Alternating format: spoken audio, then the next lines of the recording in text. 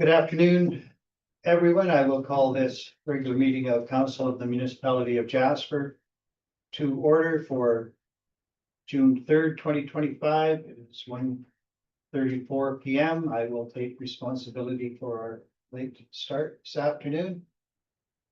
Otherwise, welcome to all staff in the forum room today, and those watching us online, and those who will watch us on our YouTube channel later. I begin today by recognizing that June is National Indigenous History Month in Canada. And I acknowledge that the municipality of Jasper respectfully acknowledges that the municipality is on Treaty 6 and 8 territories, as well as the Jasper House Métis District. This land is the traditional territory, meeting ground, gathering place, traveling route, and home. The Dainza, Siniwachi Winnamak, Assiniwachi Miha, Hiawatha, Anishinaabe, Secwepemc, Stoney Nakoda, Mountain Métis, and Métis.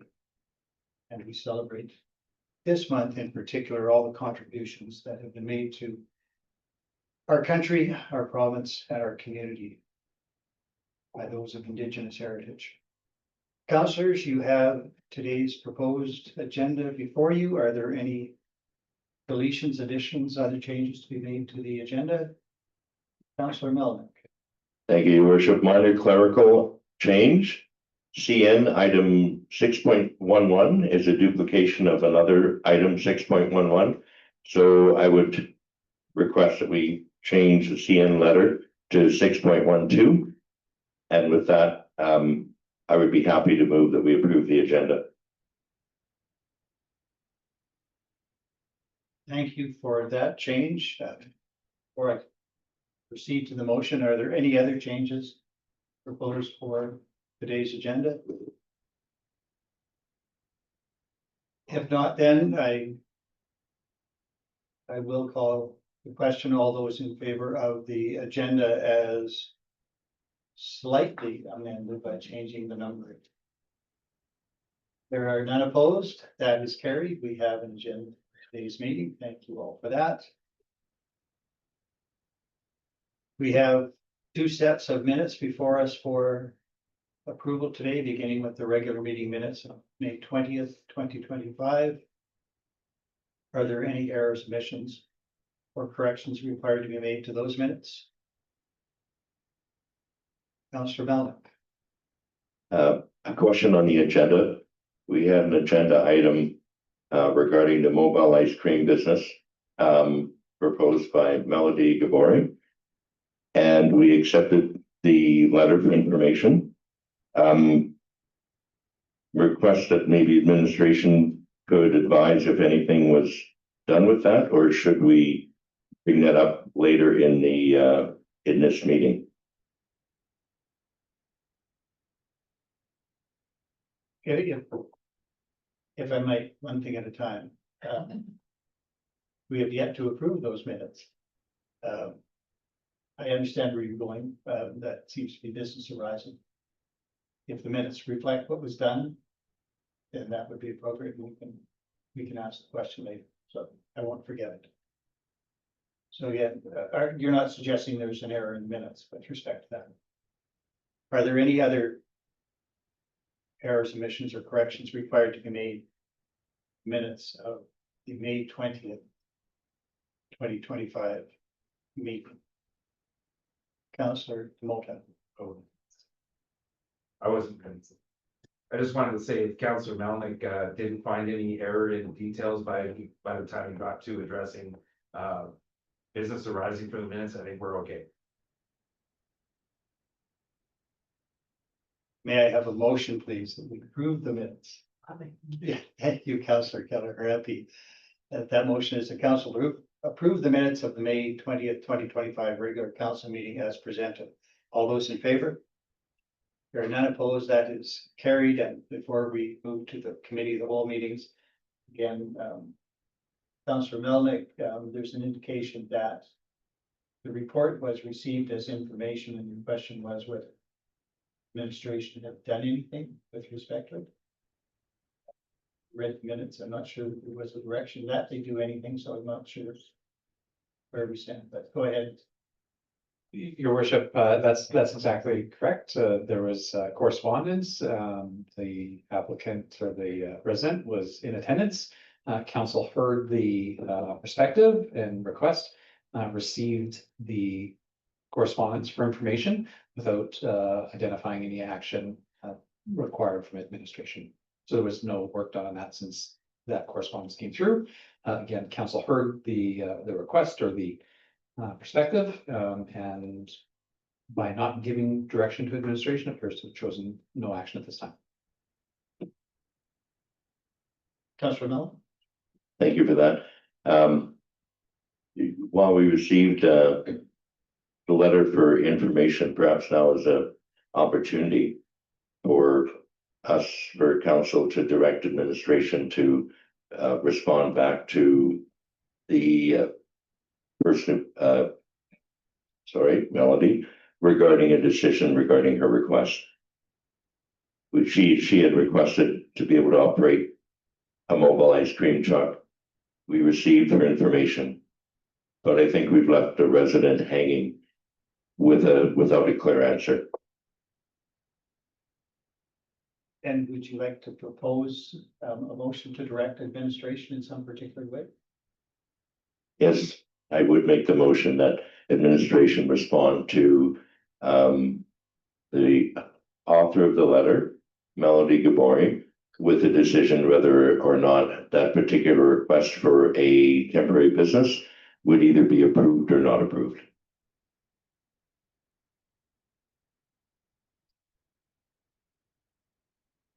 Your worship, just to the motion, so approved or not approved, administration can clarify that under the current bylaws, this type of use is explicitly prohibited. Administration would further clarify in correspondence like that council received the request and council chose to take no action on the request.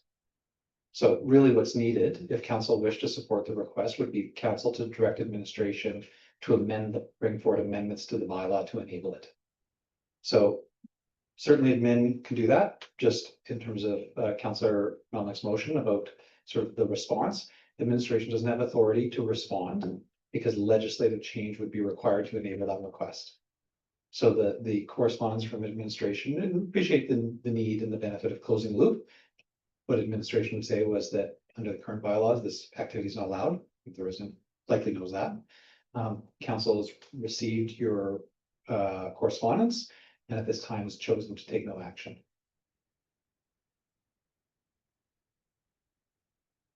If I may, and because I was absent for that discussion, I take it the matter came to council because of a previous denial from administration to issue a license. Your worship, I believe that's correct. With that clarification, I'll withdraw the motion. And clearly, if it is not currently an activity that is under our bylaws, administration acted appropriately. And I just wanted to make sure that we followed through on the process that we have reviewed and not just received the letter, but also have now closed this loop on what's an appropriate activity in the community and what's not an appropriate activity.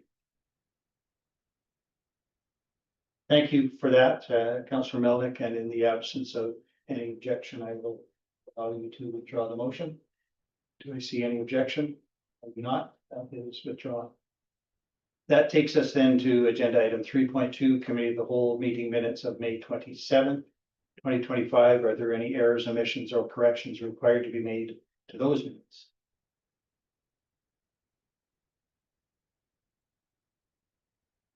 If not, I would look for a motion that council approve the minutes of the May 27, 2025 Committee of the Whole meeting as presented. Councillor Melnick, thank you. All those in favor? There are none opposed. That is carried. We move to item 4, delegations. We have no delegations on the agenda, but this is the opportunity in our weekly agenda for members of the community to present to council with respect to any matter on the agenda. So I would invite anyone in the gallery might wish to converse with council to do so, but see no one coming forward, which is not a surprise. Because the quorum chambers is effectively empty. That takes us then to agenda item 5, correspondence. We have a letter of request for flag raising on the agenda. Typically, this may have come at an earlier time to be reviewed at committee of the whole, that owing to timing that did not happen. But it is here in sufficient time if we choose to do something in advance of June 12th. Any comments or questions from councillors, or is there a councillor here to make a motion with respect to the request? Councillor Melnick. Thank you, Your Worship. I'm happy to make the motion that council approve the Jasper Filipino-Canadian Society flag raising request as presented. Thank you for that. Is there any discussion on that motion? Call the question. All those in favor? There are none opposed. That's carried. I might ask whether staff can inquire as to the actual time of the flag raising. If there's a several hour period indicated. And if the requesters can narrow down the actual flag raising event, I appreciate that they want to celebrate the afternoon commemoration park, and that's appropriate.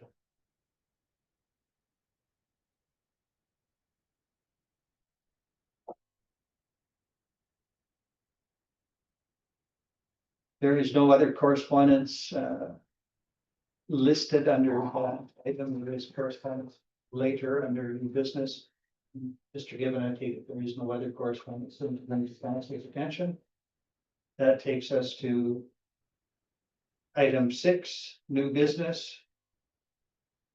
6.1, Jasper Recovery Coordination Center progress updates. Mr. Olhub, is that? Thank you very Is that much. your item Mayor and today? Council, yes, this is my item today as Director Park is away from town. So for your regular JRCC progress update, begin as usual with interim housing. As of late last week, 220 households had moved in to interim housing, representing 442 individual residents. That number continues to tick up. You can see that as of today, we're up to 227 households, 258 individual residents, and we continue to see that week by week increasing towards full occupancy. It's been reported in these chambers that we would achieve full allocation of existing interim housing resources by the end of this month. That is functionally the case. There are still a couple of cases where applicants are confirming certain schedules, eligibility requirements, things of that nature, but we are very close to full allocation of all existing interim housing units.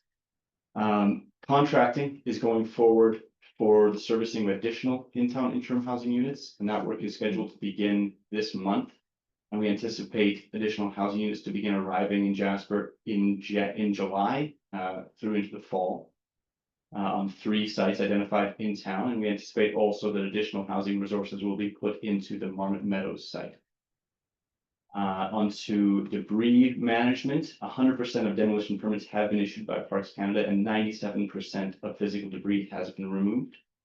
Parks Canada and JRCC are in contact with the remaining leaseholders in conversation on a case managed basis with respect to debris removal on those properties. And Parks Canada continues to receive soil testing results and produce certificates of completion for those individual leaseholders.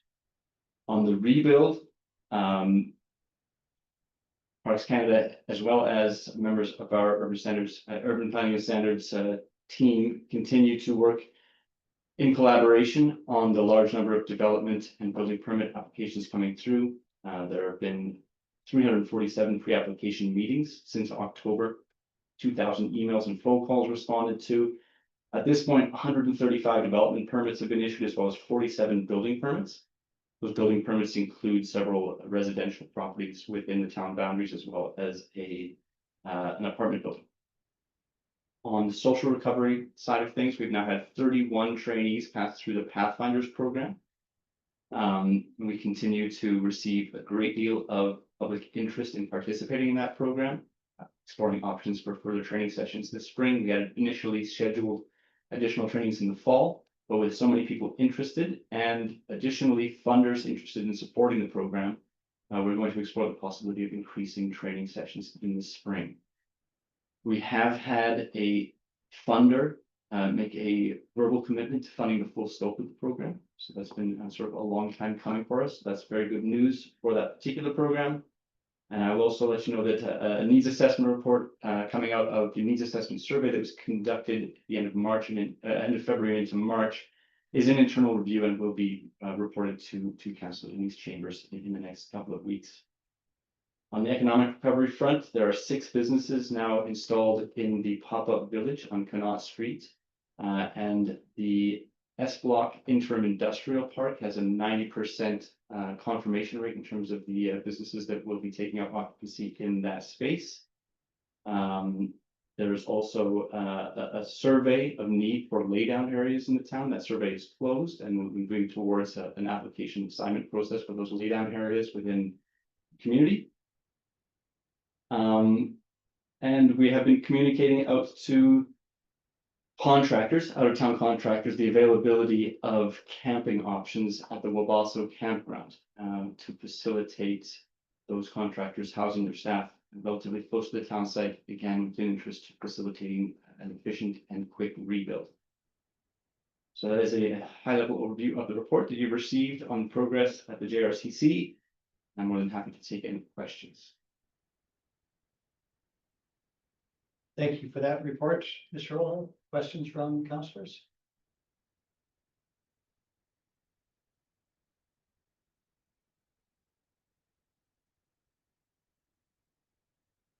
Councillor Hall. Thank you very much, Mayor Ireland. My question is 73 soil testing reports have been submitted. How many are outstanding?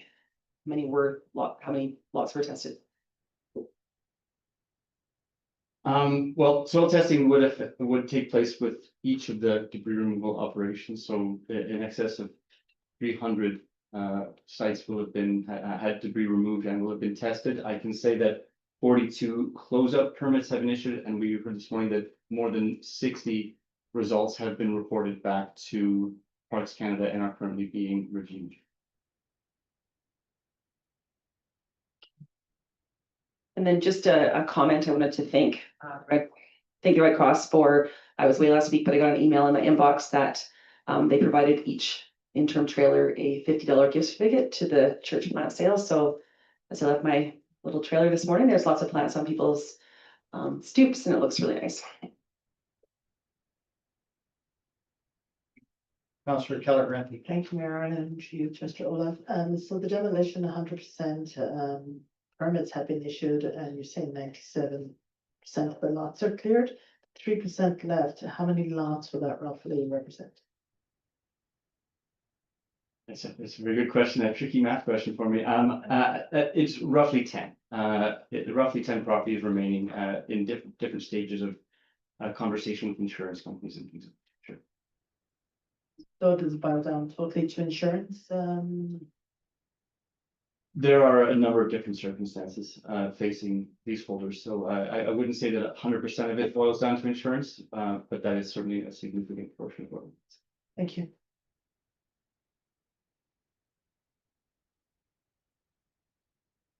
Well, there was a bit of a lapse. I have a couple of questions.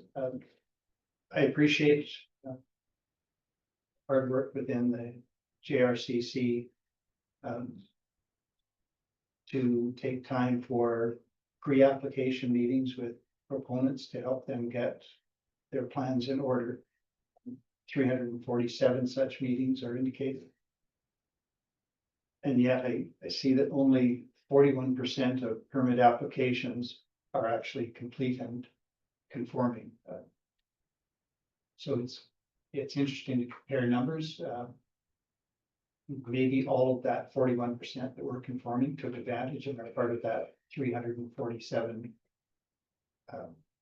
number where you have provided advice or the team has. I'm wondering whether there is anything we might do to help increase the number of complete and conforming applications before they are submitted. There continues to be concern about the processing time. The report indicates from Parks Canada's perspective, if an application was complete and conforming, it's a 36 business day turnaround, which seems not unreasonable at all. But it gets much, much longer if the applications are not complete and conforming at the outset. So again, you have made your staff available, and you've been able to meet with 347 applicants. And yet there seems to be a disconnect between that and the conformity of the plans that are being submitted. Is there anything that we might be able to do to help the community realize the importance of getting plans vetted before they get stuck in a matrix of back and forth because of incomplete plans being submitted? On this, Mayor, I will defer to the expertise of Director Sanders. Yes, thank you.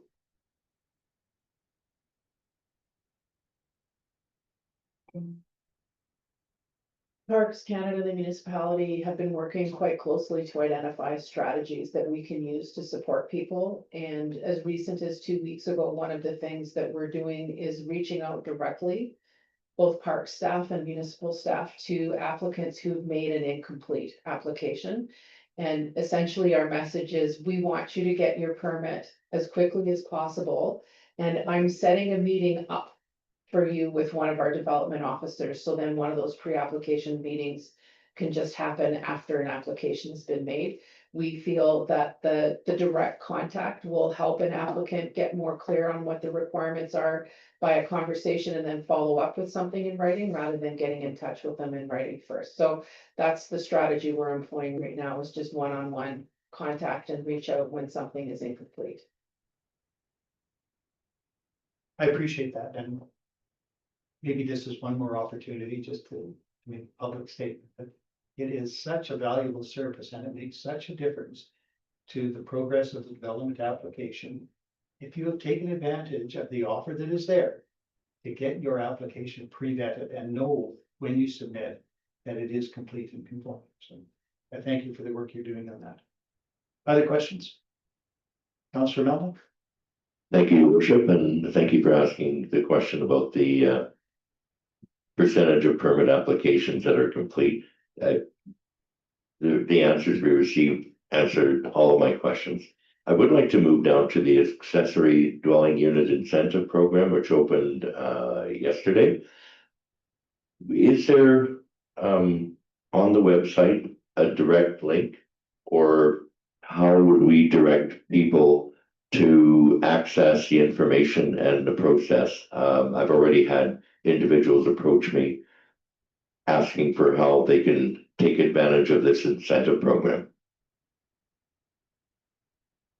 Through you, your worship, to Councillor Melnick, the most direct way would be to send an email to housing@jasper-alberta.ca, and that will put you in touch with our housing coordinator. The other alternative is a quick Google search of ADU incentive program and throw in the word Jasper, and the page should come up quite quickly with some detailed information about eligibility, what are the application requirements. If anyone is looking at that and has any questions, then my suggestion is to get in touch with our housing coordinator, housing@jasper-alberta.ca.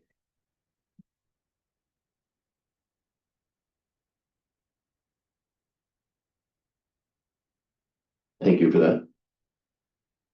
Other questions? Councillor Demoter? Yep, appreciate the review and the update. Thank you very much. And through you, your worship, to administration, I'm not sure if it's directed to Director Olaf, but I appreciate the 6 areas of focus on the report. I just want to address maybe another topic, and I'm not sure if it's something that JRCC is working with Parks Canada on, but are we going to receive an update soon on future fire risk mitigation that's currently taking place and processes that are still in motion for, you know, the next little while as we're getting into warmer and hotter areas? Through you, Mayor Ireland, to Councillor Demona. I don't know that I can speak to plans on the Press Canada side to provide an update, but we can certainly request that. I know that administration has plans to review and tour some of the fuel reduction activities that have taken place in the bench area this week. And that there will likely be a media availability to also review that work. And so we can certainly request our colleagues at Parks Canada to provide an update on that work to council. All right, and again, not to sound self-serving, but because of where I live, right up against the bench, and have contact with people in the vicinity and get pressure to inquire on these things, because there's still a lot of forest directly behind a lot of people that live along the bench in Bear Hill, and from the optics of it, still there's a lot of timber out there that's over property, and with everything that's happening in the rest of Canada with these fires, there's a growing concern that maybe there's not enough treatment being applied to the areas back there. And again, it's just a visible thing. We know that there's a lot of stuff happening behind the scenes and behind the hill itself. I think it's a genuine concern. And so if that can be passed forward, and if it'd be nice to get a future update sooner than later. Thank you.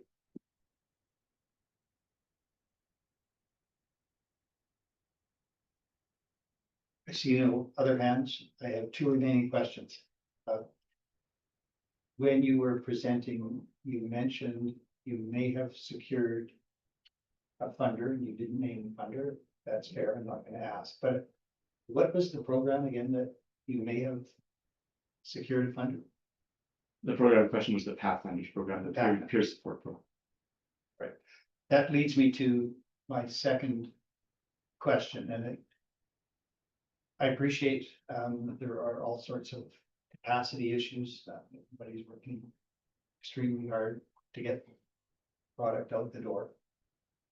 I'm wondering simply in terms of the progress reports that we get at council that are a matter of public record, whether it would be possible when an item is identified in the report, as it is here, social recovery, 31 Pathfinders, if in the body of the report there could be a reference to who has funded what. Similarly with interim housing, who provided the units, who paid for the servicing costs with respect to economic recovery and the pop-up village, the source of funding that enables that, just so that there is a list and people can see that we are not alone here, that there are others who are helping us out. And again, I don't want to make excessive work, but if it was done once and just rolled along with each progress report, there would be a better indication of the scale and the magnitude of the issues we face and where the funding is coming from to help us get through this. So I just leave that as a suggestion. Whether that can fit within the workload already out there, I have no idea.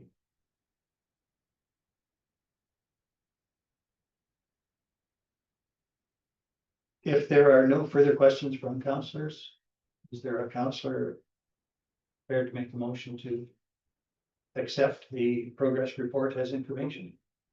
Councillor Keller-Granty, thank you. All those in favor? That is carried. Thank you, Mr. Oldhouse, again for that report.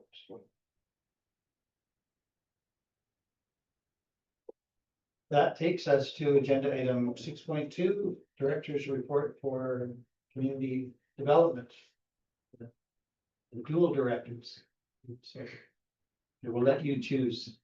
Thank you, Mayor Ireland. I'm gonna go first and then I'll pass it over to Lisa Riddell to talk about community services. So I'll cover the recreation and childcare portion of our portfolio.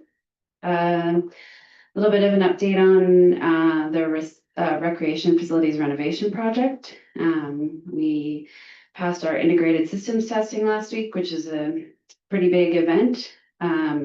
Means that the fire panel and everything that we upgraded with that is working as it should. So that was a big day for us. Carlson's still addressing a few outstanding items in different areas, but we hope to have that project wrapped up by the end of the month. There might be a few things kind of lingering, but the major deficiencies should be wrapped up at the end of the month. Staffing and recruitment in both our areas are ongoing. So we're still looking for some lifeguards, early childhood educators, an arena operator.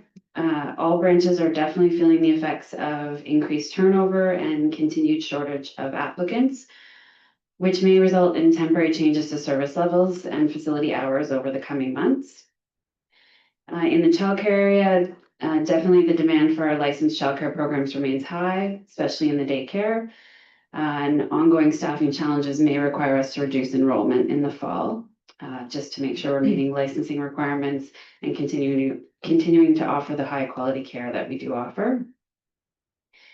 Our childcare programs are again supporting the Happy Little Trees project on St. Sill, so helping to restore that local green space. And we definitely have a lot of fun with Danny Frechette doing that project. The ATCO Oilers hockey camp was a huge success. I know some of you were there, with over 100 local youth participating in that event. It was a great community event and definitely kept the rec center full for that weekend. The Jasper Local Food Society market is moving to Robson Park this summer. So the first market's going to be on June 11th, and they'll be using that space every week.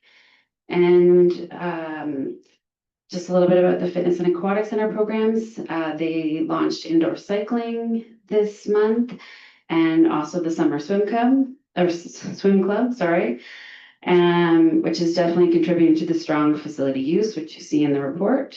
And our arena is now closed for the season. So we closed after the Oilers ATCO hockey camp.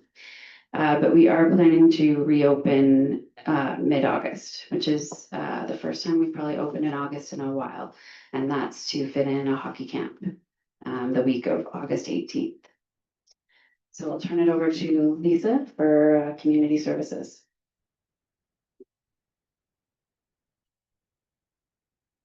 Thank you. To Mayor and all council, on the community services side of things, there's a report in front of you, and there's just a few items that I think I'm happy to highlight this morning. I also sent this out in sort of a memo to everyone, but we have a couple of new tools just launched, which is really exciting. The employer toolkit, which has been something the team's been working on for the past 2 years, has launched, and we took the opportunity to weave in critical components around disaster recovery specific to newcomers in that toolkit. So a huge thanks to our project coordinator, Sarah Ray, who is now in the process of going around and speaking to as many employers as she can to just introduce them to the new tool and how they can use it in their work. Additional to the toolkit, there's the Welcome to Jasper app. And I hope some of you have tried downloading it and just seeing how it works on your devices. This is intended to be a tool with really gracious support from the Welcome app corporation that develops these apps for cities and towns across the country, with the objective of having a source of information for newcomers to settle successfully in their new communities. So they reached out to us, and it was a donation on their part to do this for the town of Jasper. So very much appreciate their support. And we're feeling very hopeful that this really adds to the tools that people can use while welcoming newcomers into Jasper. The social assessment was really successful. It was 523 residents that filled that quick kind of survey out. We do this each year, and the results from the social assessment are shared with all the participants at community conversations to just really try and help inform all of our work. So that's going to be coming soon. In terms of outreach and settlement and recovery services, we did compile some numbers for this report. So we've supported 1,344 households since re-entry back in September. That's a huge increase from pre-fire numbers. Outreach and settlement saw 149 new clients in March and 105 new clients in April. And to specify, a new client is either an individual or a full family. For fire recovery supports, we've supported 629 households since September. We've had sort of a bell curve of demand, so lower demand in the early new year, peaking demand in March for supports, and then it's going back down just as tourism is coming back online. People are getting more hours and they're able to make a little bit more income. We do expect that that will stay lower through June, July, and August, and then start to go back up in September and October, likely coming up to March levels again in kind of October, November. In terms of recovery funding, we have received, as the municipality of Jasper, 983,000 in funds raised between the Banff Canmore Foundation and the Jasper Community Team Society since re-entry, since September 2024, of which we've distributed 506,000 to date into households.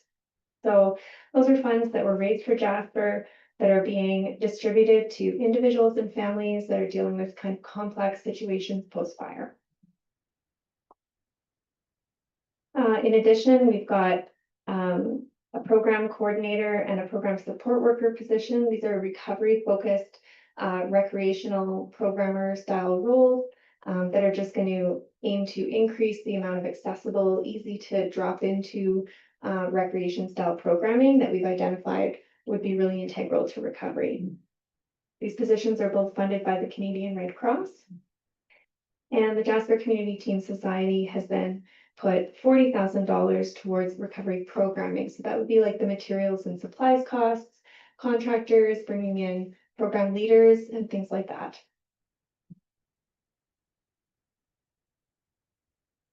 In terms of emergency support services, we're working very closely with protective and legislative services.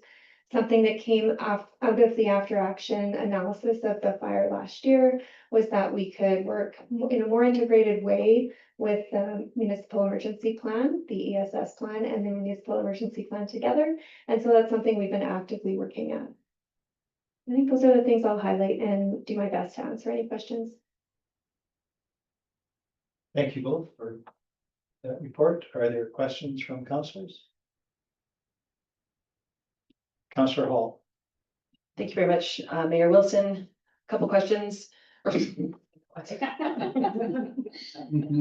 Jet lag. That's Deputy Mayor Wilson is going to zoom in a second, but Mayor Ireland, thank you for acknowledging me. Councillor Hall. Happy little Verify that's you. happy little trees project. Did most of the trees survive? Mayor Island through to Councillor Hall, yes, yeah, they're pretty little, so and resilient. So we were quite excited to see that most of them did, yes. That's very good news. And it's also very exciting to see that the ice will be open mid-August. Where am I here? The Red Cross funded program coordinator, and how long are those positions for? Thanks for the question, Mayor Ireland through to Councillor Hall. It's the positions are secured until November 2026. And then my other question, which for my own clarity, and we have outreach services, settlement services, recovery services.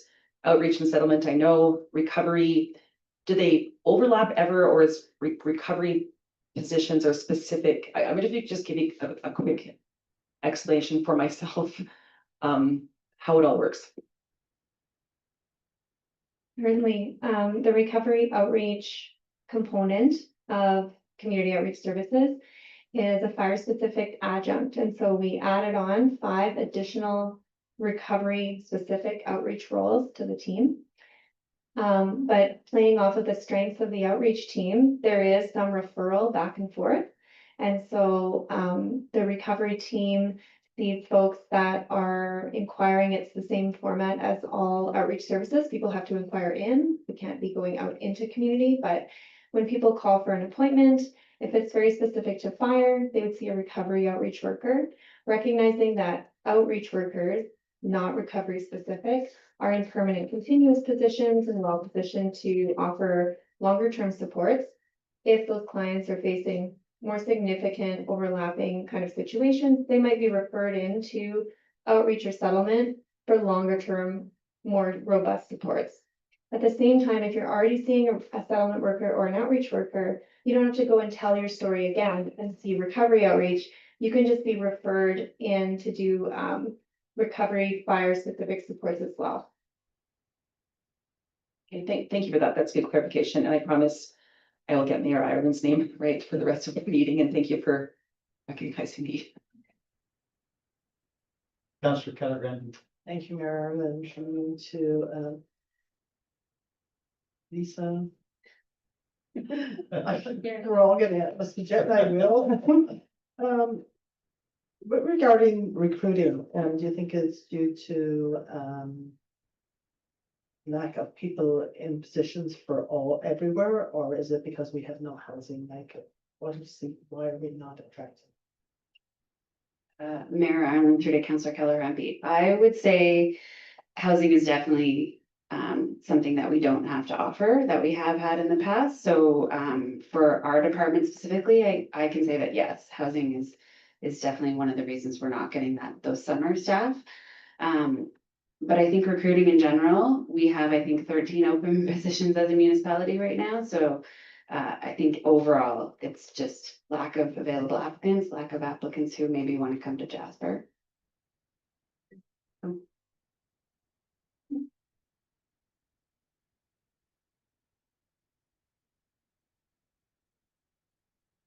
Again, in the absence of other hands, I have a question, I think, for each of you.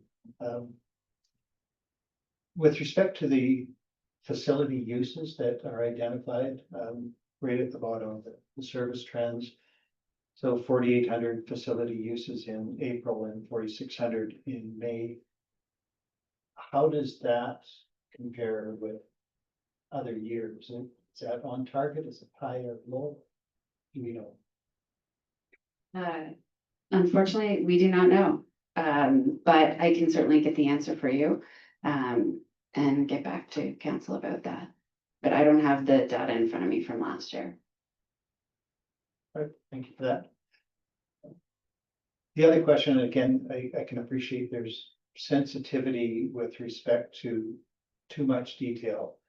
But of the approximately $500,000 of funding that has been distributed to individuals and families in the community from the fire recovery funding.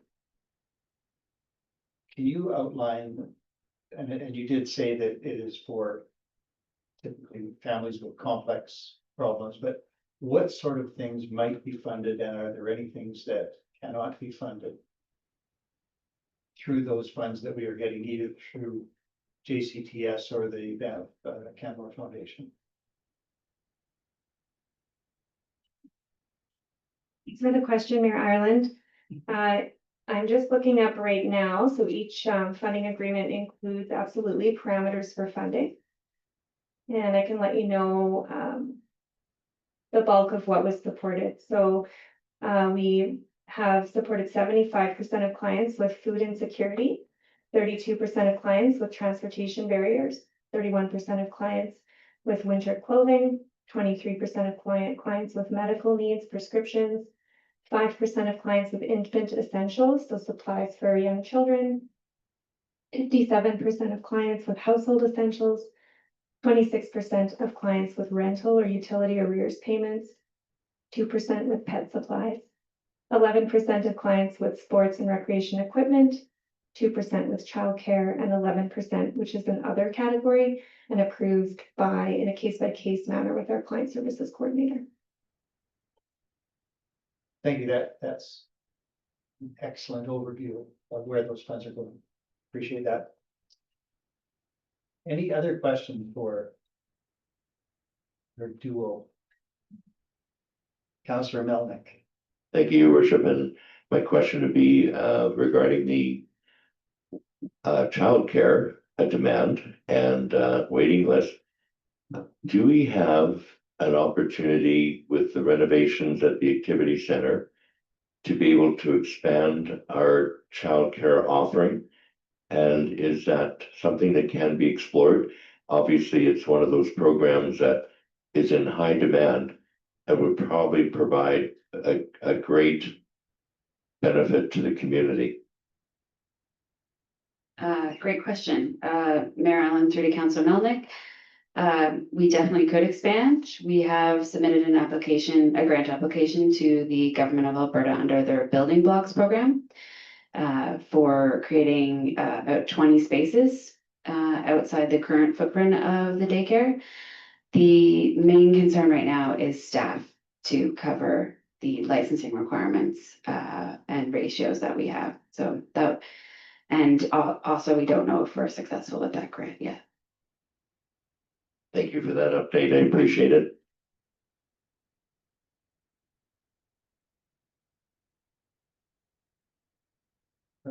I missed one, then I will open it. A motion to receive the report. I just wanted clarification on the putting the ice back in for the August hockey camp. Do we anticipate then that it will stay for like through the fall and into the winter season, or will that August ice come out and be made again at some later time in the fall? No, the ice will stay in for the rest of the winter and going through to April. Thank you. Just a quick update for you. The flag raising is at 11:30 on June 12th. Love that. Thank you. If there are no other questions, then might I have a councillor make a motion that council receive the report of the directors of community development for information? Councillor Hall, thank you. All those in favor? There are none opposed. That is carried. Thank you all. That takes us to agenda item 6.3. I believe this was before us maybe the whole week ago. Now, a couple days into Seniors Week, but we have been requested to make a proclamation, and in advance we agreed that we would do that, subject to a motion. So if there's a councillor prepared to make that motion and make such a proclamation. Councillor Melnick. Happy to make that motion that council proclaim June 2nd to 8th, 2025 as Seniors Week in Jasper. Any debate or discussion or comments before I call the question? All those in favor? There are none opposed.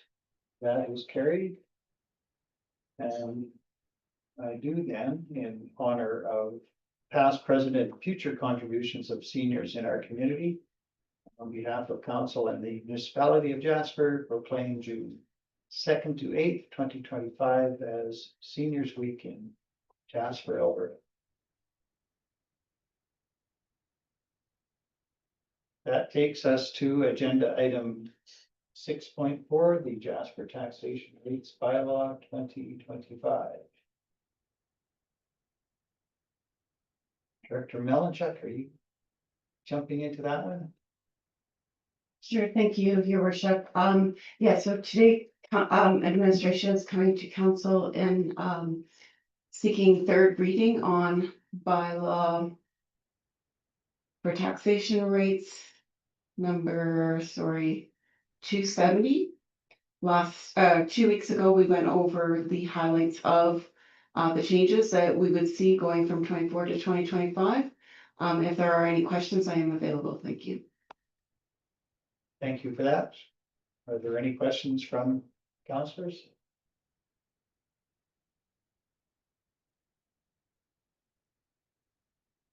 And this has, of course, received first and second reading, and we have certification from Parks Canada.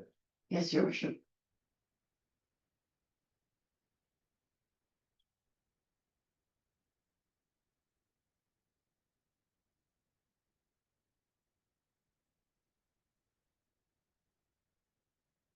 If there are no questions, I would look for a motion that council give a third reading to the Jasper Taxation Rates Bylaw 2025 being bylaw number 7. Councillor Melnick? Thank you. Thank you, your worship. Yes, I will make that motion that council give third reading to the Jasper Taxation Rates Bylaw 2025. Thank you for that. Councillor Melnick, is there any debates? Discussions? Anybody wish to speak to the motion? I see nothing. I'll call the question. All those in favor? There are none opposed. That is carried. So thank you for that. We are in sufficient time to get notices out then. Yes, thank you. Thank you. That takes us to agenda item 6.5, the Jasper Fire Department Bylaw 2025. Again, it has received first and second reading, and it has received certification from Parks Canada. It is here for third reading. Are there any questions for administration with respect to bylaw number 268?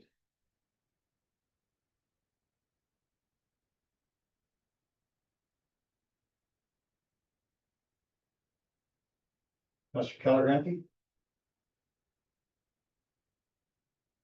I move that council give third reading to the Jasper Fire Department Bylaw in 2025, number 268.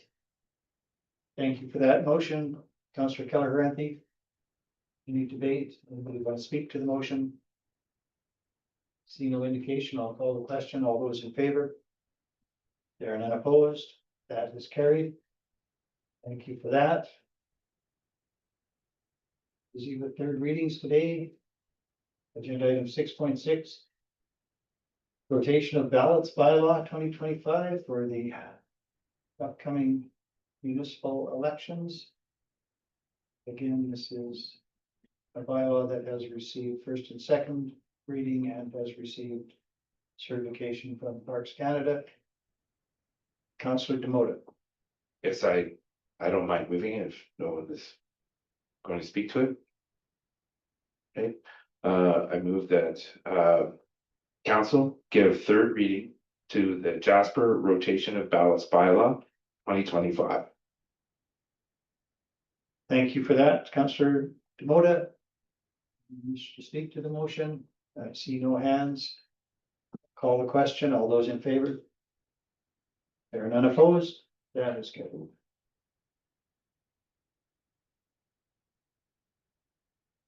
Agenda item 6.7, waiving of water utility bill, Jasper United Church. This is a matter that comes to council by way of recommendation from committee of the whole. Are there any further questions that councillors may have of administration before I invite a councillor to make a motion?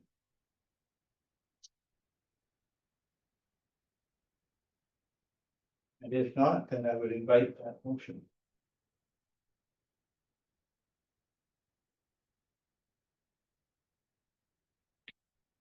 Councillor Demota? I wasn't here for the debate, but I support it if it came from committee. I understand what the motion is, so I'm putting it forward that council in accordance with their general authority under the Municipal Government Act approve a one-time waiver of $5,586.88 in outstanding water utility fees for the Jasper United Church. Thank you for that motion, Councillor Demota. Anybody wish to speak to the motion? See no indication. I'll call the question. All those in favor? There are none opposed. That is carried.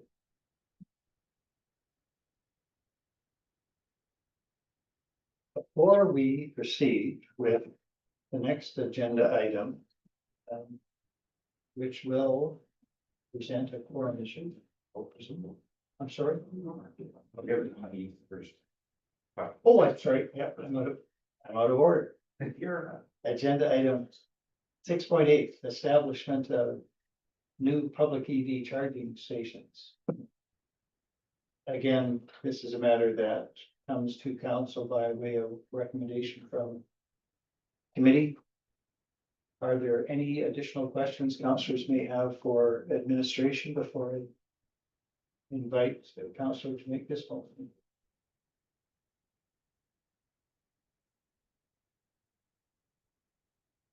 Councillor Melnick.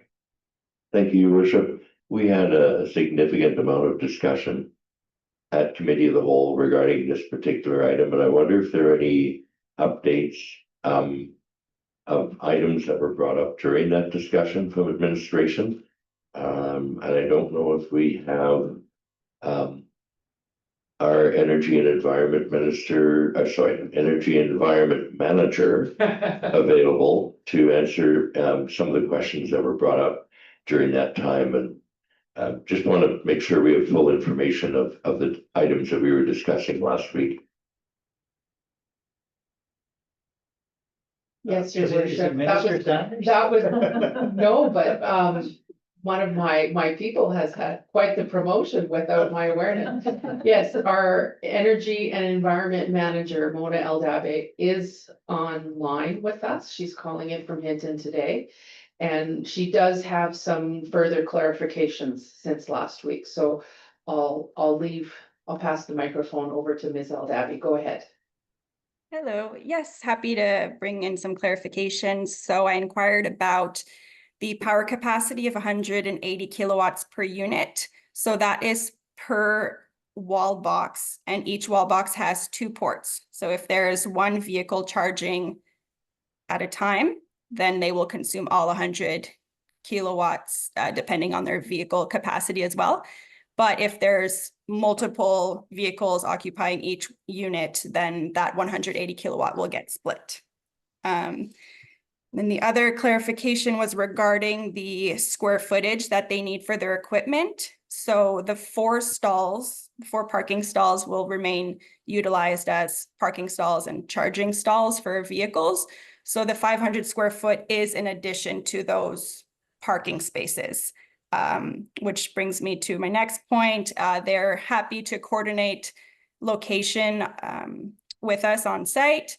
They would prefer utilizing some of the green space around the parking lot to use up that 500 square foot for their equipment. That would just reduce the amount of stalls needed to install their equipment. Then there was also a question about the revenue share. So that's a 2% of gross sales paid to the site host. And that will be stated in the agreement. And then the timeline for the project, they plan on having it installed and online by March 2027. However, there's a bit of urgency in getting the agreement signed so that they could get funding for NRCan, and that's just about a week or 2 from now.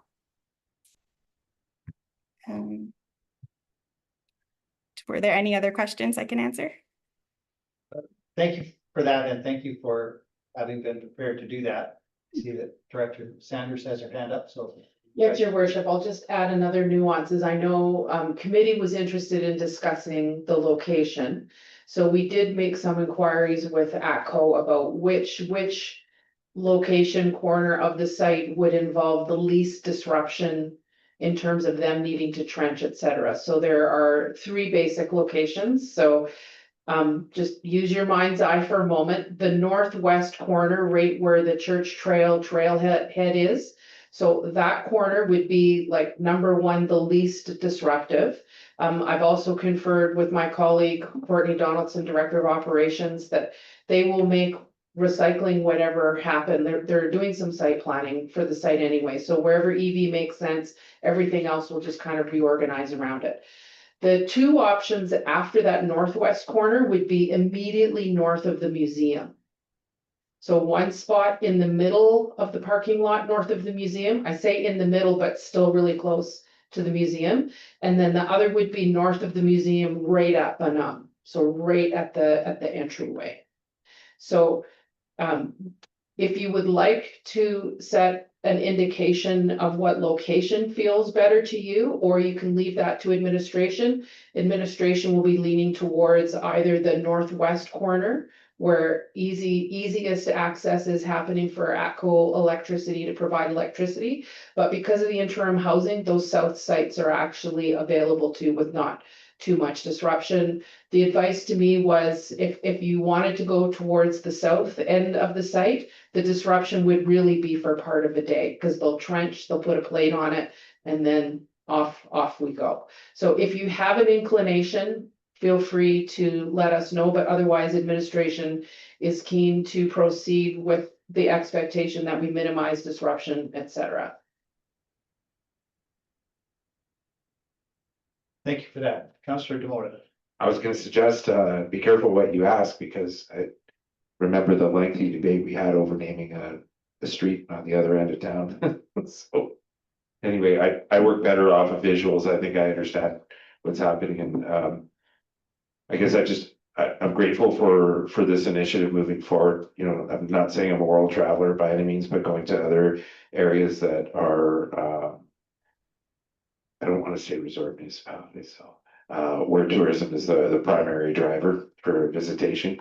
I think it's great that, you know, we're gonna be in a more of a residential area, so with people that want to own vehicles in certain places on this end of town, it provides a little bit of help on that, as well as people that are visiting for some activity here in the community.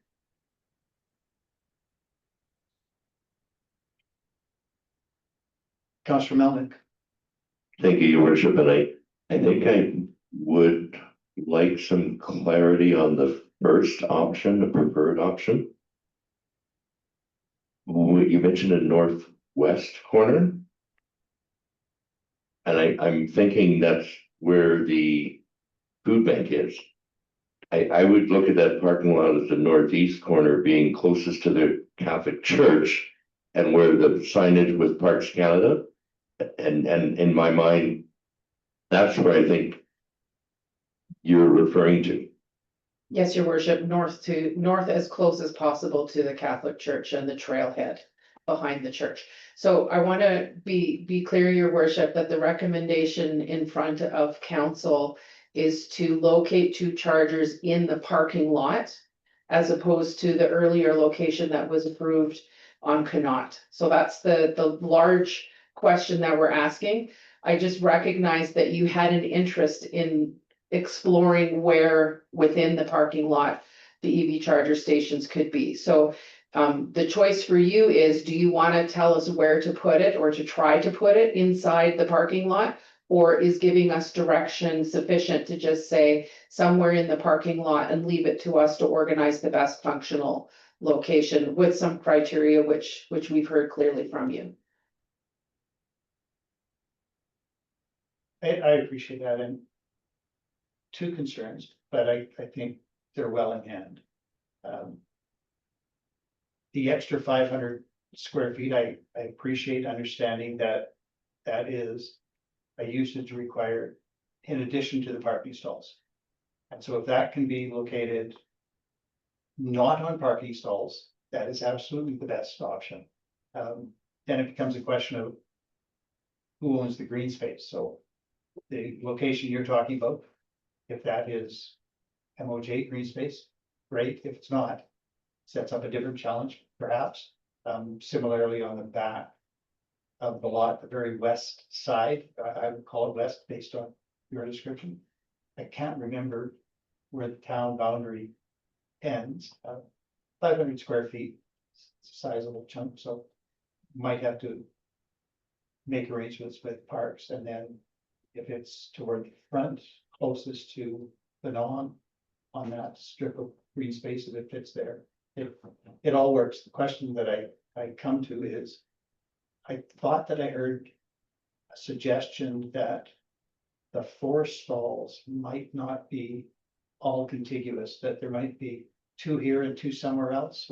Did I misunderstand an answer? Your worship, and I'll let Ms. Aldabe correct me, it's 4 parking stalls will be used for 2 charging stations. Yeah, so 2 charging units and each unit will have 2 ports, so it's a total of 4 vehicles that can charge at once. I get that, but if there are 2 ports with 2 outlets, will those 2 ports be side by side or might they be in entirely different locations? The site, they'll be side by side. Thank you for that. Councillor Melvin. Thank you, Your Worship. Before we get to a motion, I just want to compliment and thank Mona Eldabi for having the answers and being prepared for the meeting after our discussions at the Committee of the Whole. And I regret that I promoted you inappropriately. But in your role as Energy and Environment Manager, we appreciate the information you provided to us. Thank you. Thank you. Councillor DeBoda. Well, I think there was a question from Director Sanders, and I remember the story about Travel Alberta. Some individuals were really concerned about some advertising and the color of canoes on their advertising. And the director of the board said, "We don't paint the canoes." So I'm going to leave it up to. I would support administration. To make the stalls happen with space that's available and most effective spot, because I don't have that experience or knowledge. All right, thank you for that. Sir, Councillor, then prepared to make the motion? Or was that you? Oh, that was not me. I would look for a motion. Councillor Melnick. Thank you, Your Worship. I would make the motion that council approve the establishment of 2 new electric vehicle charging stations in the off-street parking lot across from the activity center on Bonon Street, with minimal disruption to current uses of the parking lot, through an agreement with SureCharge Corp for a term of up to 15 years. And having made that motion, I'm satisfied that administration has heard concerns of council and will move forward in an appropriate way that we continue to have access to that lot and also provide an additional service to our residents and our guests. Thank you for that motion, Councillor Melnick. And I echo your thanks to administration for recognizing that the questions that council had was not to shift lanes, but to ensure that the needs of the community overall are met. And I too really appreciate the diligence to be back a week later with answers to all of the questions that we had at Committee of the Whole. And I think this will be a wonderful addition to the community. I thank you for sourcing it to come to the community and for your work to get it to this point. Anybody else wish to speak to the motion? I will call the question then. All those in favor? There are none opposed. That is carried. And thank you again. And perhaps the next promotion might be to become ministerial lead for Jasper Region.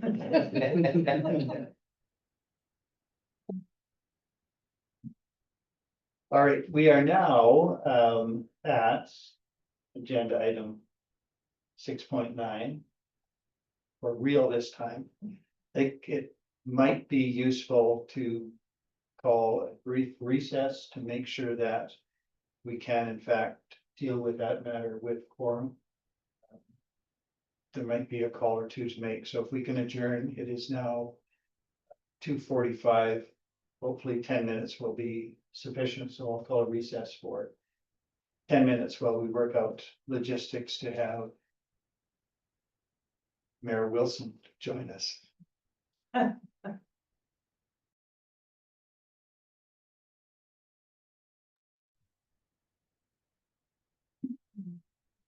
Welcome back. We are experiencing some technical difficulties having Deputy Mayor Wilson join us. His presence is required for agenda item 6.9. So with the consent of council, we will skip over that and return to it when and if we're able to make contact with Deputy Mayor Wilson. In the meantime, we can proceed with the agenda item 6.10, construction coordinator recovery. We might be presenting that. Your worship, I believe this is another item coming from committee last week, so I'm not sure that there's anybody from within prepared, although Director Donaldson, I think, is always prepared and happy to present and go through the information from that item. Director Donaldson? Thank you.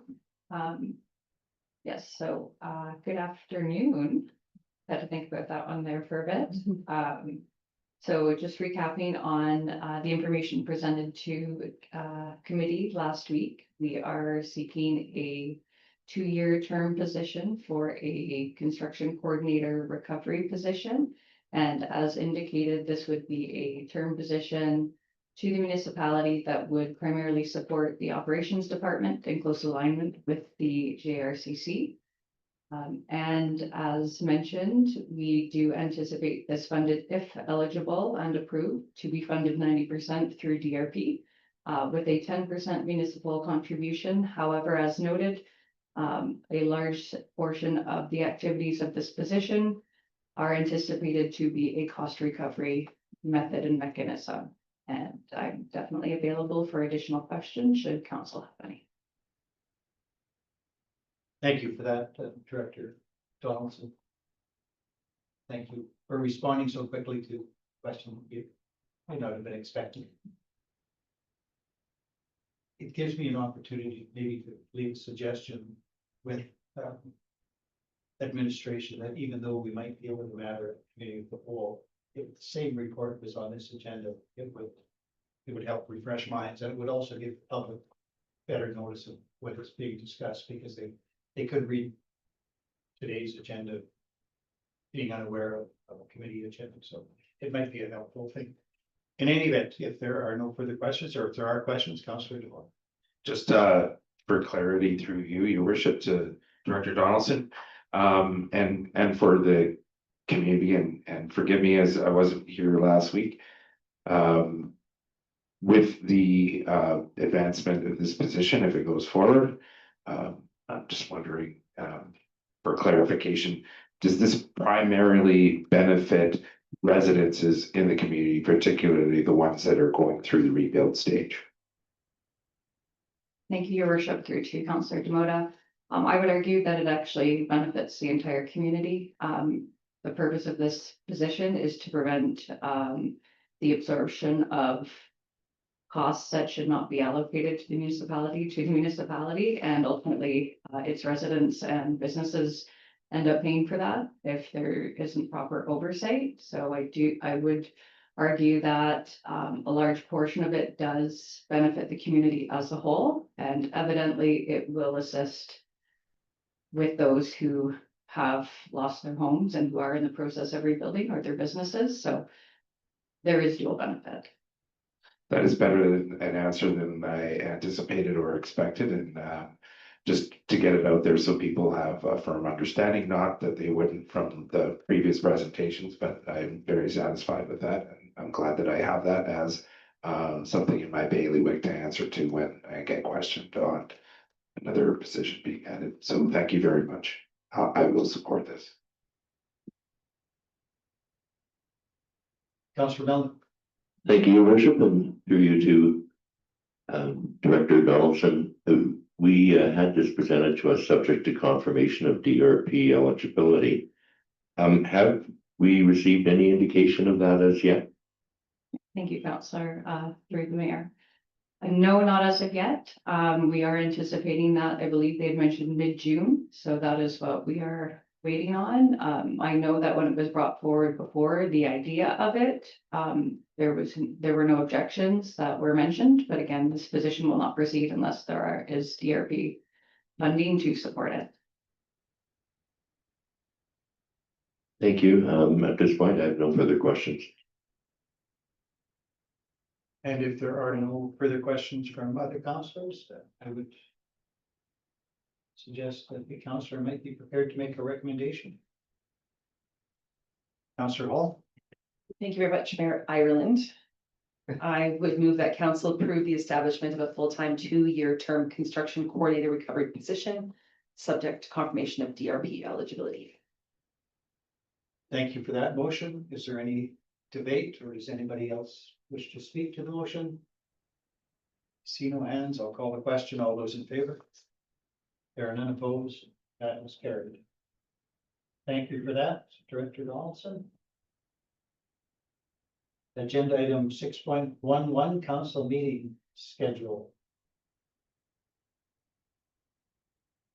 That again comes to council by way of recommendation from committee full to deal with matters that are influenced by July 1st, landing on a regular council day. Your worship, just as a reminder, because of the quirk of the calendar and some holidays, administration identified that there'd be a really long gap between our regular cycle of committee and then into council. Could impact council decision making and administration's ability to bring things forward to council for approval in a timely manner. So the amendment to the schedule would just correct that inconsistency. Thank you for that. Subject, of course, to any questions, I would entertain at this time a motion from the councillor.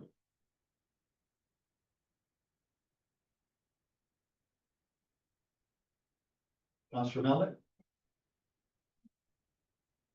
Thank you, Your Worship. I see Councillor Demota was about to raise his hand, but you're good? Yeah. All right. I would make the motion that council amend the council meeting scheduled to hold a regular meeting on July 8th, 2025 at 1:30 p.m. and a committee of the whole meeting on July 15th, 2025 at 9:30 a.m. Does anybody wish to speak to the motion? I will call the question. All those in favor? There are none opposed. That is carried.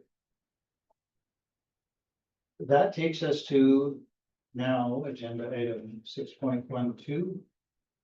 On the agenda, here's as a request from CN, which came in just recently, just by way of Worship.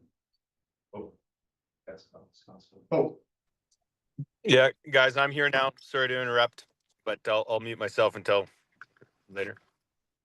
Well, while we have you, and in case we might lose you, we will return to agenda item 6.9, the Regional Recovery Transit Service RFP Award.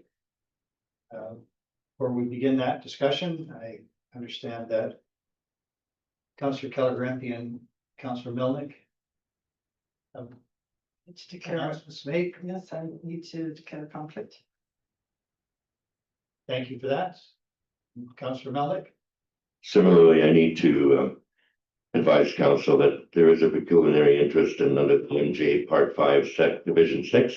I would need to not participate in any conversation with this item.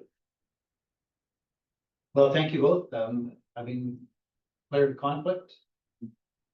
There is nothing for council to say about that, but you are, of course, required to leave the room for the duration of the discussion, the vote, and when we conclude with this agenda item, we will let you know.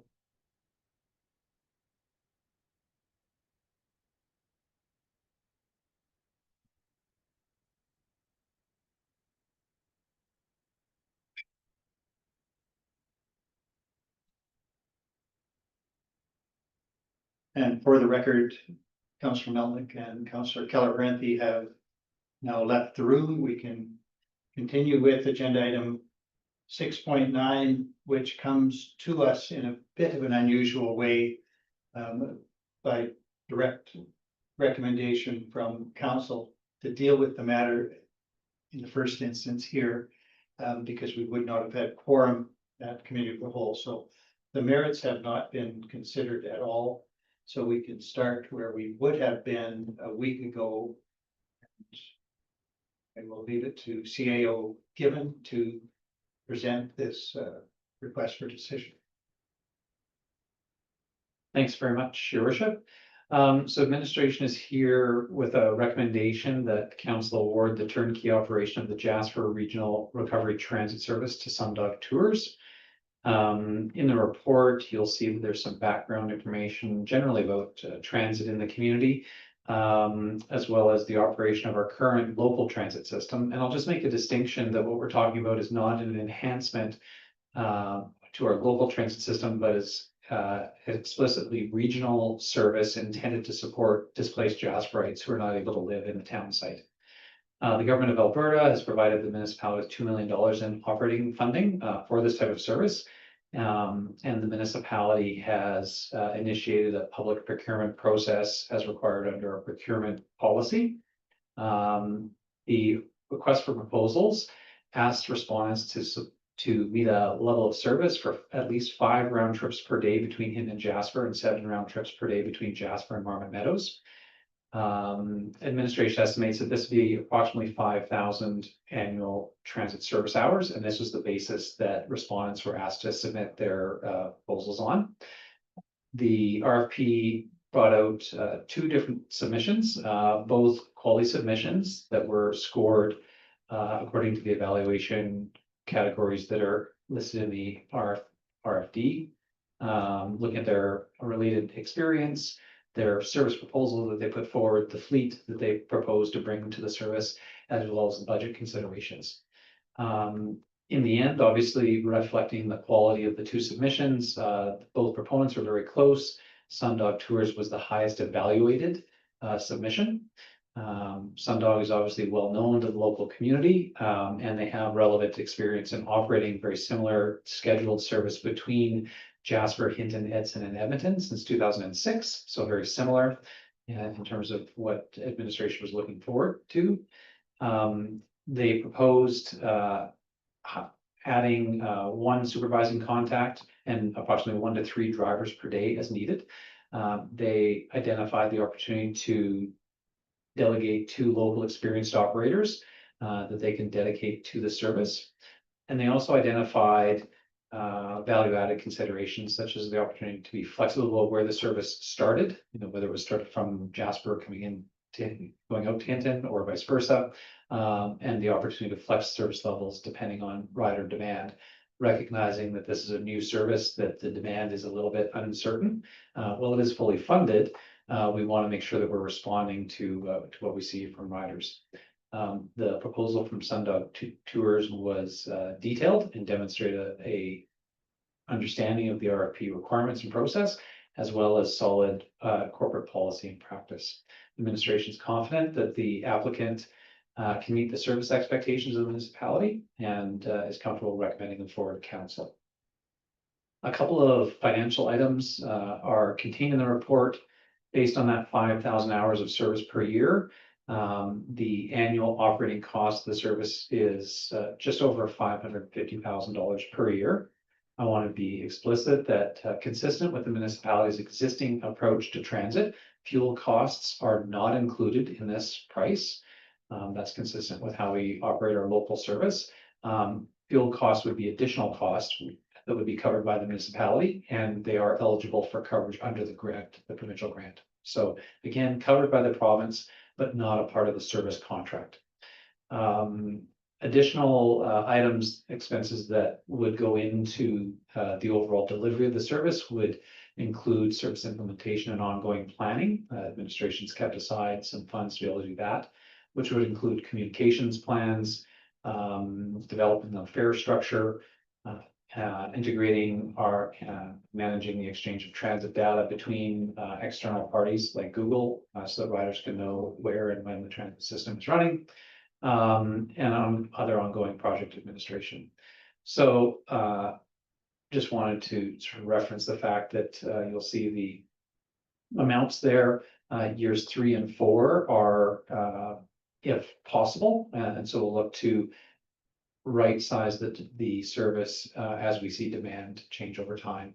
The administration wanted to highlight that there are other expenses that are being funded by the grant, and those expenses are specific to the operation of this regional service, although they're not a part of the operational contract. Mayor Ireland, I'm happy to answer any questions that you have about the RFP, but administration is looking forward to being able to launch this service. We recognize that as we get into the busy summer season, there'll be a need for intermunicipal service between Jasper and Hinton. But even before that and outside of any of that demand, there are a number of displaced Jasperites who are looking to stay connected to their community. And whether they're in Marmot Meadows or in Hinton, we want to enable that as quickly as possible. So we are looking for council approval. So we can move forward working with Sundog Tours on implementing this service as soon as possible. Thank you for that presentation, CAO Given. Are there any questions from councillors to Mr. Given about the recommendation? Councillor Hall. Thank you very much, Mayor Ireland. Just a question about the route. It's one bus per day, like it's not one bus doing the Meadows, one other bus doing Hinton. It'll be like one kind of continuous loop, maybe an extra 7 to the Meadows, 5 to Hinton, so an extra one in the morning, extra one at night kind of thing.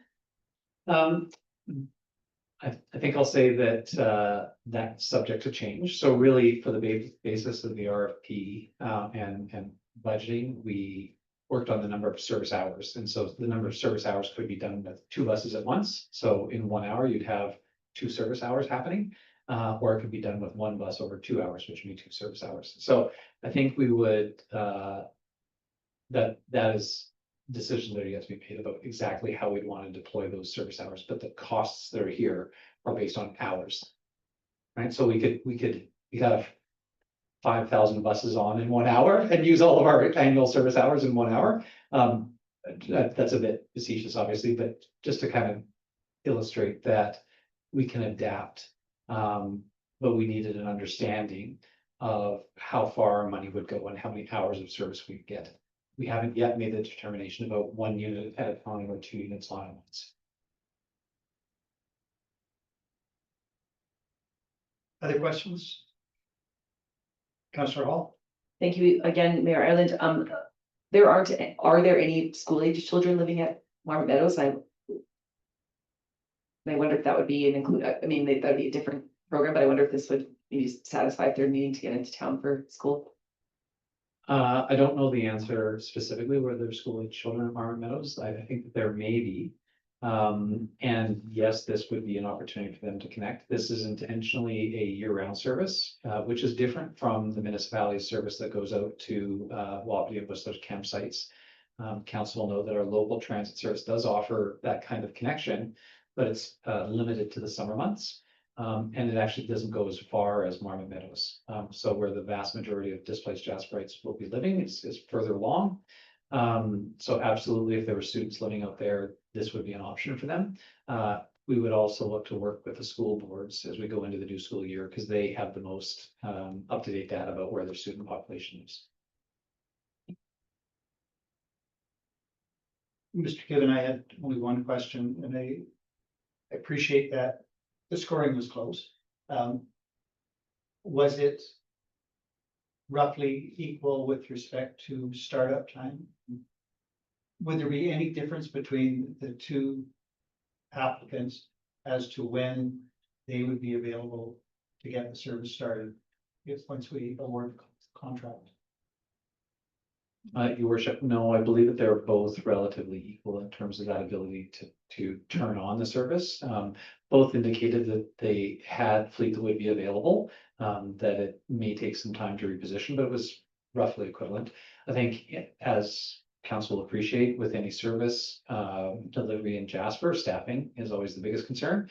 We're particularly satisfied that Sundog had staff available to be able to provide the service. I think fleet is a little bit easier potentially to get in place. But as you see in the scoring, very comparable. I can say that the Sundog submission did achieve the most points in terms of budget and financial considerations. And so while that wasn't, budget wasn't the is only 30% of the total, 70% of the points came from other categories. They did, I think, pull ahead in terms of that budget portion of it. Right. Thank you for that. I'm certainly satisfied with the recommendation coming forward. If there are no further questions, is there a councillor prepared to make a motion? Councillor Hall? As long as there aren't any further questions from other two councillors, I would make the motion that council award the turnkey operation of the Jasper Regional Recovery Transit Service to Sundog Tours. Thank you for that motion, Councillor Hall. Is there any debate? I will then call the question. All those in favor? Okay. We will say that you got your hand up there in time. Mayor Wilson. Yeah, sorry, I'm in favor. Yeah, sorry about that. Yeah, we got it. Thank you very much, and thank you for being able to join us for this matter. Stay if you can. We will invite. Thanks, guys. I'm gonna have to. We will invite Councillor Keller-Grampi and Councillor Melvin back and reserve quorum.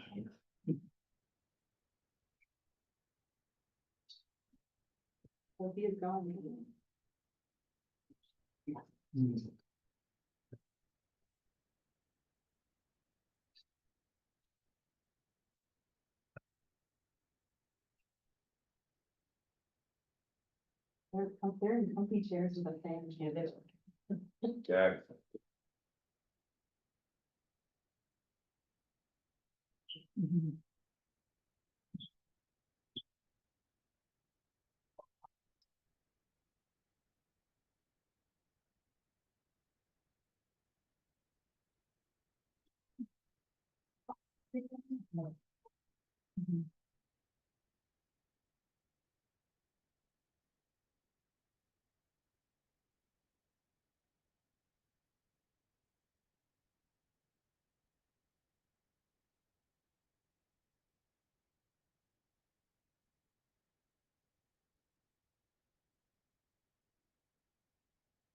We can continue now with agenda item 6.12, CN Rail letter of support request. It is on the agenda, but there is nothing in the agenda package regarding this matter. So just for the benefit of public and administration, I suppose council had an opportunity last week while in Ottawa to meet with CN officials. We had a lengthy discussion about a number of matters, in particular, the proposed moving of the Jasper terminal to Hinton and how that may affect those CN employees now located in Jasper, both short-term and long-term, and in terms of their relationship with Parks Canada as eligible residents, recognizing that significant issue for some of our residents. CN has indicated that they are prepared to speak with other parties, Parks Canada in particular, to configure a solution that would hopefully result in existing CN employees remaining eligible residents in Jasper, regardless of whether or not the terminal is moved to Hinton. We consider this to be certainly a benefit to those CN workers now living in the community. It's a benefit to them. It's a benefit to the entire community because so many members of the CN family contribute so greatly to our health and community. So we suggested that upon a formal submission directed to mayor and council, we would consider publicly providing a letter of support to CN to let others know that we support their position taken on behalf of CN rail employees in Jasper to remain here. So that is the status of this. That is why it is here. Appreciate there's not much to go on, but for councillors who were unable to be at that meeting with CN Ottawa last week. Please ask any questions that you have, and for those of us who were there, we can hopefully provide some answers. Councillor Demona. If there are no questions, I'd like to move forward. If anybody has any debate. Okay, recommend that council direct the mayor to provide a letter to CN Rail confirming that the municipality of Jasper support. I'm gonna start again. I thought I was improving the. I don't need to do that. The council direct the mayor to provide a letter to CN confirming municipality of Jasper support for CN Rail employees remaining in Jasper. Thank you for that motion, Councillor Demota. Does anyone else wish to speak to the motion? Councillor Melnick. Thank you, Your Worship, and I'd just like to thank the councillors who are available and in Ottawa to meet with CN. I think that represents council's work beyond our borders in the benefit of both their community and our residents, and I appreciate the efforts and time that was made to have those conversations. Thank you, Councillor Melnick. And before I call the question, I will speak to the matter as well, and I thank Councillor Waxer for having suggested that we arrange for that meeting in the first place. I thank the administration for getting it coordinated. And we used the opportunity both at that particular meeting with CN and by attendance. Some of us attended at the lunch that CN typically hosts there, to offer our thanks and gratitude for other work that CN has done in the community, this year in particular. The offering of a wall so that the east entrance to our town can be made more lively and in fact uplift our community as those partners are intended to do, and for their financial donation to that as well.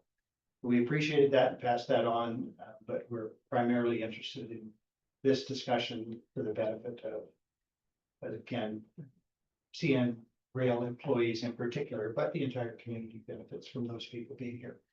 So I'm certainly going to support the motion. If you're ready, I will call the question. All those in favor? There are none opposed. That is carried unanimously.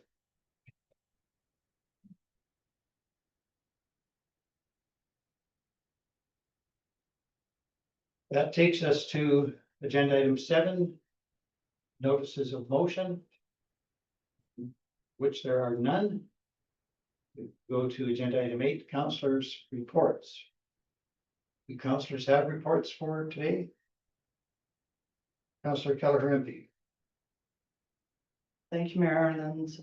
I attended on May 22nd, the Evergreen Board meeting in Hinton, and on May 23rd, I was at the Trans-Canada Yellowhead Highway AGM. And Emma received these in the mail for me today. So this is our new Yellowhead Highway map, highlighting all the Indigenous tourism across from Manitoba right across Manitoba, Saskatchewan, BC, and Alberta. So pass these out to everybody. Really good. And then I did attend FCM from May 28th to June 2nd, finishing on June 1 on the. A lot happened. I'll give that full report next week. Thank you for that. Other reports? Councillor Hall. Thank you very much, Mayor Ireland. I too was in attendance at FCM, and once I remember everyone's name and get my notes together, I will provide my thoughts.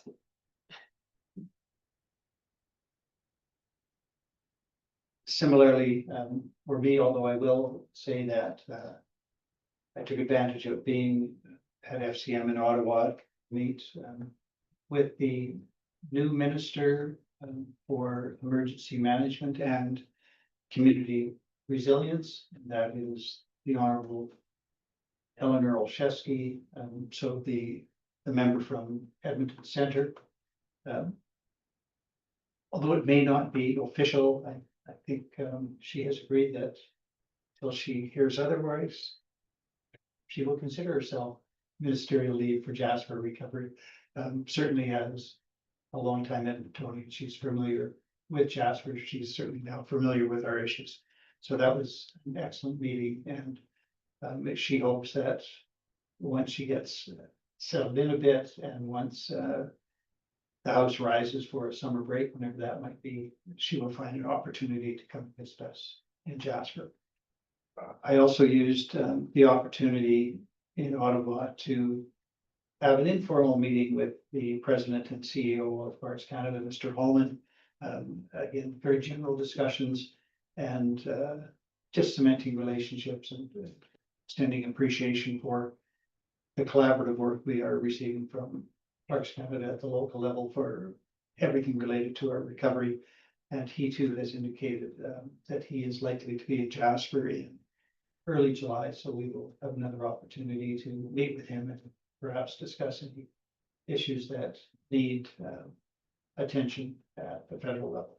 So 2 excellent meetings in addition to all the other FCM stuff that goes on. Any other reports?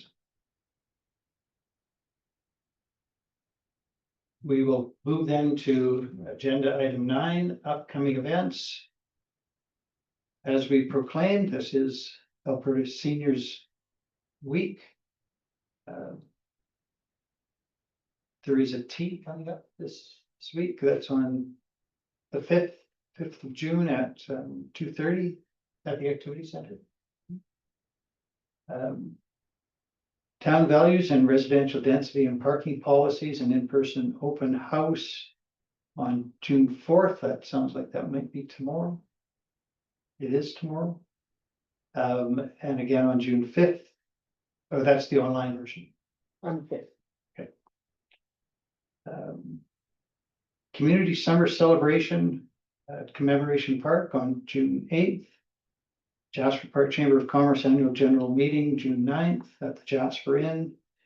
Of course, all month is National Indigenous History Month in Canada, and on June 21st, National Indigenous Peoples Day. Filipino Heritage Month is June, and the flag raising at 11:30 a.m. June 12th, we heard earlier. And of course, Canada Day and Canada Day breakfast on July 1st. Are there any other upcoming events which should be brought to council's attention? If there are not, I would invite a motion to adjourn at 3:29 p.m. Councillor Demoda, thank you for that. All those in favor? There are none opposed. We are adjourned.